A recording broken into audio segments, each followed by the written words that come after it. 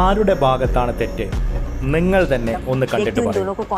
ഇത്രയും സംസാരമായപ്പോ മാഡം ഒന്ന് പറഞ്ഞിരുന്നെങ്കിൽ എനിക്ക് മനസ്സിലായേനെ. പക്ഷെ എനിക്ക് മനസ്സിലാവുന്നില്ല ആരാണ് ഈ ഡ്രസ്സിലും വേഷത്തിലും ഒക്കെ. എനിക്ക് മനസ്സിലാവുന്നില്ല.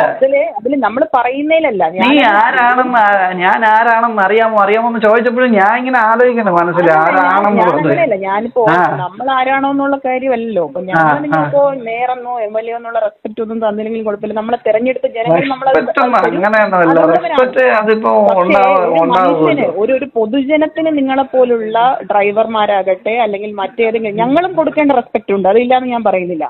ഞങ്ങള് ജനങ്ങൾ തെരഞ്ഞെടുത്ത ആളുകളാണ്. ഞങ്ങള് ജനങ്ങൾക്ക് കൊടുക്കേണ്ട റെസ്പെക്ട് ഉണ്ട്. അതുപോലെ നിങ്ങളും ഏത് ഡ്യൂട്ടിയിലിരുന്നാലും നിങ്ങൾ കൊടുക്കേണ്ട റെസ്പെക്ട് ഉണ്ട്. അത് കണ്ടക്ടറോട് എന്റെ ഹസ്ബൻഡ് MLA സംസാരിക്കുമ്പോ അദ്ദേഹം വളരെ മര്യാദയ്ക്ക് പറയുന്നുണ്ട്. അദ്ദേഹം പറഞ്ഞതാ, ഞാനും ഒരു പാർട്ടി പ്രവർത്തകനാണ്, ഞാനിത് കാണുന്നുണ്ട്, എനിക്കിതിൽ പിന്നെ ഭയമുണ്ട്. കാരണം ഇദ്ദേഹം